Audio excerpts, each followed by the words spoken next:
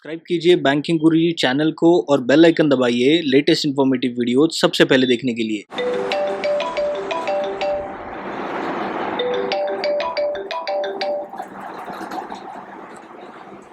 नमस्कार सर, मैं RBI central office से दीपक शर्मा बात कर रहा हूँ। क्या ये सही वक्त है आपसे बात करने का? हाँ जी, बोलिए।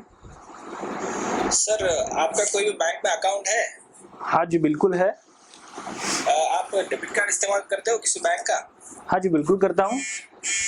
तो सर आपको बता दें कि आरबीआई जो है उन्होंने नोटिफिकेशन निकाला है, डेबिट कार्ड जो है आपका अपडेट नहीं रहेगा तो आपका अकाउंट है जो क्लोज हो जाएगा।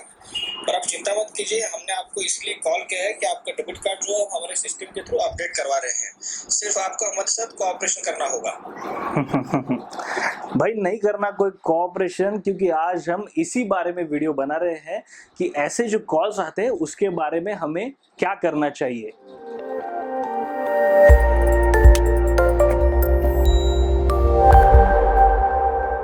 दोस्तों, इंडिया जो है वो डिजिटलाइजेशन की ओर बढ़े, इसलिए बहुत सारी जगहों पर आपने देखा होगा पीओएस मशीन या फिर ऑनलाइन पेमेंट के ऑप्शंस अवेलेबल करके दिए हुए हैं। अगर इस यूजर्स को इंडिया के पॉपुलेशन के साथ कंपेयर किया जाए तो हार्डली 20 से 30% लोग जो है वो इस चैनल का इस्तेमाल करते हैं, क्योंकि अभी भी बहुत सारे लोगों को लगता है कि ऑनलाइन बैंकिंग या फिर ऑनलाइन पेमेंट करने में रिस्क फैक्टर इन्वॉल्व है। लोग अभी भी डेबिट कार्ड और क्रेडिट कार्ड इस्तेमाल करने में डर रहे हैं, क्योंकि न्यूज़पेपर्स में लोग पढ़ते हैं या फिर टीवी में न्यूज देखते हैं कि ऑनलाइन फ्रॉड हो रहे हैं या फिर किसी के अकाउंट से पैसा निकाला जा रहा है। तभी लोगों को लगता है कि यार डेबिट कार्ड, क्रेडिट कार्ड या फिर ऑनलाइन पेमेंट, मोबाइल बैंकिंग, इन सब चीजों से अच्छा तो है मैं बैंक में जाके पैसे निकालूं, या फिर मुझे किसी को पैसे ट्रांसफर करने हैं तो मैं आरटीजीएस एनईएफटी का फॉर्म जो है वो बैंक में जाके दूं। पर दोस्तों, ऐसा बिल्कुल भी नहीं है। इस वीडियो में मैं आपसे कुछ डूज एंड डोंट्स के बारे में बात करूंगा, यानी कुछ चीजें आपको करनी जरूरी है और कुछ चीजें आपको अवॉइड करनी है ऑनलाइन बैंकिंग करते वक्त या फिर ऑनलाइन ट्रांजैक्शंस करते वक्त। दोस्तों, पहले हम बात करेंगे डोंट्स के बारे में, यानी कौन सी चीजें आपको नहीं करनी है। दोस्तों, आपने देखा थोड़ी देर पहले मुझे कॉल आया था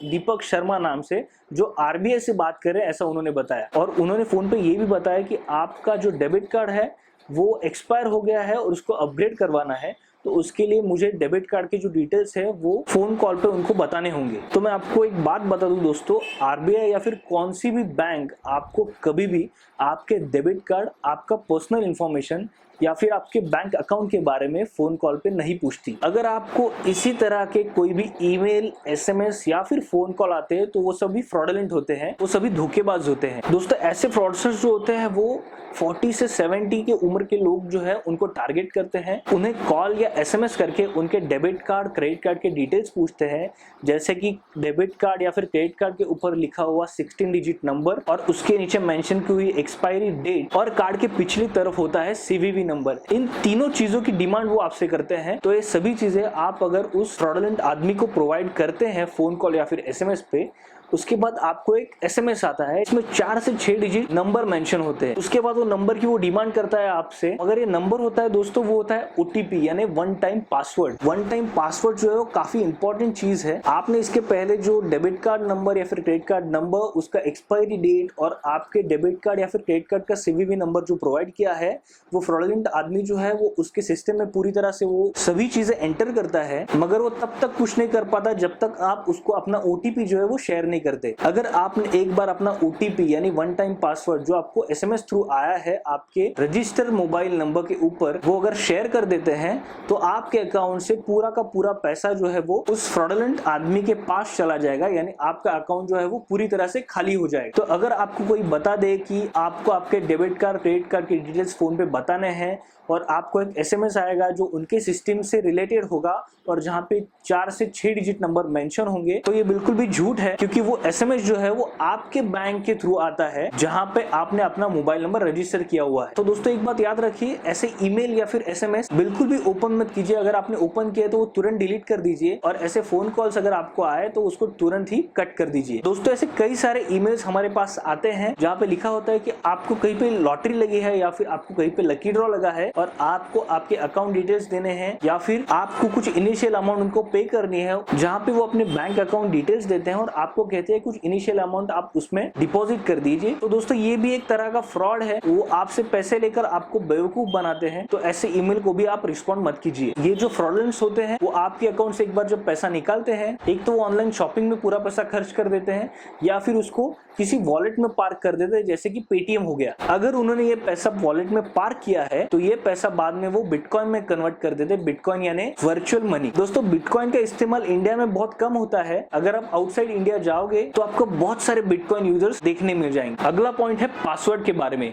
दोस्तों अगर आप इंटरनेट बैंकिंग या फिर मोबाइल बैंकिंग इस्तेमाल करते हो तो उसके पासवर्ड जो है वो आप किसी के साथ शेयर मत कीजिए या फिर किसी भी जगह पे लिख के मत रखिएगा, क्योंकि काफी रिस्की चीज है। एक पासवर्ड अगर आपका किसी को पता चल गया तो आपका पूरा अकाउंट खाली होने में वक्त नहीं लगेगा। मान लीजिए मेरा किसी बैंक में अकाउंट है और मुझे इंटरनेट बैंकिंग मोबाइल बैंकिंग के दोनों पासवर्ड जो है वो याद रखने हैं, तो मैं ऐसे पासवर्ड रखूंगा जो दोनों मुझे याद हो। यानी अगर मुझे इंटरनेट बैंकिंग का पासवर्ड रखना है तो मैं रख सकता हूँ bankingguruji@123, और अगर मुझे मोबाइल बैंकिंग इस्तेमाल करना है तो मैं 123@bankingguruji रख सकता हूँ। यानी पासवर्ड तो एक ही है, मगर मैं एक जगह पे सीधा इस्तेमाल कर रहा हूँ, एक जगह पे उल्टा इस्तेमाल कर रहा हूँ। तो इससे क्या होगा कि मुझे जो है पासवर्ड याद रखने में आसानी होगी। और एक बात दोस्तों, आपका पासवर्ड ऐसा रखिए जिसमें आप एक कैपिटल वर्ड इस्तेमाल कर सके, जिसमें आप एक स्पेशल कैरेक्टर इस्तेमाल कर सके, और आपका पासवर्ड जो है वो अल्फा न्यूमेरिक हो। मान लीजिए मेरा पासवर्ड जो है वो bankingguruji@123 है, मतलब मैंने बैंकिंग गुरुजी ये वर्ड इस्तेमाल किया है, मैंने @ यूज करके स्पेशल कैरेक्टर का इस्तेमाल किया है, और 123 इस्तेमाल करके बैंकिंग जो है वो वर्ड और 123 ये नंबर्स यानी अल्फा न्यूमेरिक भी इस्तेमाल किया है। मोस्ट ऑफ द केसेस में देखा गया है जहां पे आप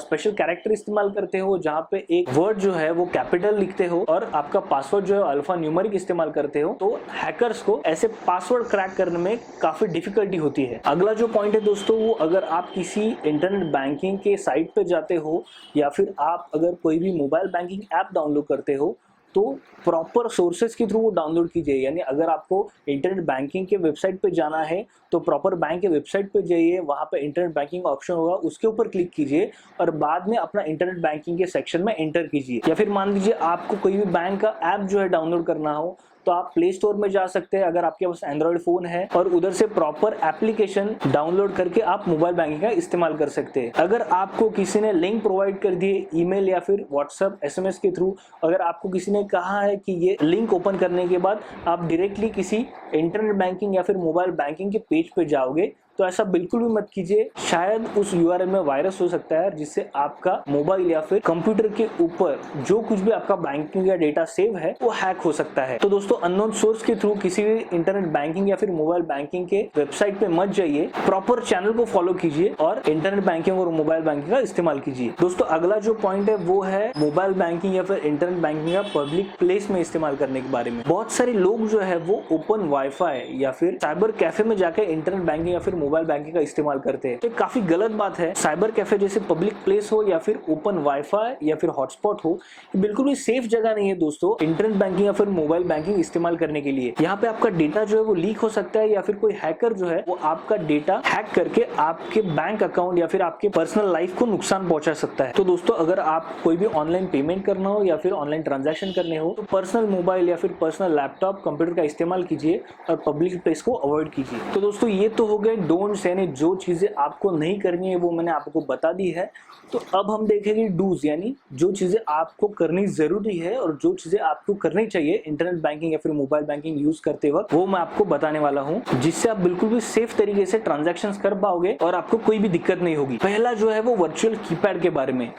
अगर आप इंटरनेट बैंकिंग इसके पहले इस्तेमाल करते हो तो आपको वर्चुअल कीपैड के बारे में पता होगा। वर्चुअल कीपैड यानी अगर आप किसी बैंक का इंटरनेट बैंकिंग इस्तेमाल करते हो तो आपको लॉगिन के बाजू में ही एक कीपैड दिखाई देगा, जहां पे अगर आप टाइप करने जाओगे तो हर बार कीपैड के जो कीज है वो चेंज होते रहते हैं। वर्चुअल कीपैड पे एक वर्ड जो है वो एक ही जगह पे स्टेबल नहीं रहता। अगर आपने एक बार उसके ऊपर क्लिक कर दिया होगा तो वो हर बार अपनी जगह चेंज करता रहता है। मान लीजिए आप इंटरनेट बैंकिंग का इस्तेमाल कर रहे हो और आपके पीछे कोई खड़ा है जो आपका पासवर्ड देख रहा है। अगर आपने वर्चुअल कीपैड का इस्तेमाल किया तो उसको पासवर्ड के बारे में बिल्कुल भी पता नहीं चलेगा, क्योंकि वर्ड्स की प्लेसमेंट जो है वो हर बार चेंज होती रहती है। तो दोस्तों इंटरनेट बैंकिंग को लॉगिन करते सेफ वर्चुअल कीपैड का जरूर इस्तेमाल कीजिए। दोस्तों अगला जो पॉइंट है वो है डॉक्यूमेंट्स के फोटोकॉपी के बारे में। यानी आप अपने डॉक्यूमेंट्स के जब फोटोकॉपी कहीं पे भी सबमिट कर रहे होते हो तो उसके ऊपर उसका रीजन जरूर लिखिए कि ये फोटोकॉपी आप किस लिए सबमिट कर रहे हो। मान लीजिए आप अगर बैंक में अकाउंट ओपन करने जा रहे हो तो वहां पे रीजन लिख दीजिए फोटोकॉपी पे कि आप बैंक अकाउंट ओपन करने के लिए आपके डॉक्यूमेंट्स के फोटोकॉपी सबमिट करवा रहे हो। अगर आप कोई सिम कार्ड ले रहे हैं तो उस फोटोकॉपी पे आप ये जरूर मेंशन कीजिए कि ये डॉक्यूमेंट जो है वो आपने सिम कार्ड परचेस करने के लिए सबमिट किए हैं। अगला जो पॉइंट है वो है sharing personal information. Social media पे आपकी पूरी पर्सनल इन्फॉर्मेशन आप अगर डिस्प्ले करते हो तो ये काफी गलत बात है, क्योंकि आपकी डेट ऑफ बर्थ, आपका पूरा नाम और आपका मोबाइल नंबर किसी को भी आसानी से आपके सोशल मीडिया के प्रोफाइल के थ्रू मिल सकता है और उसका कोई भी गलत इस्तेमाल कर सकता है। तो एक चीज याद रखिए कि आप अगर सोशल मीडिया पे एक्टिव हो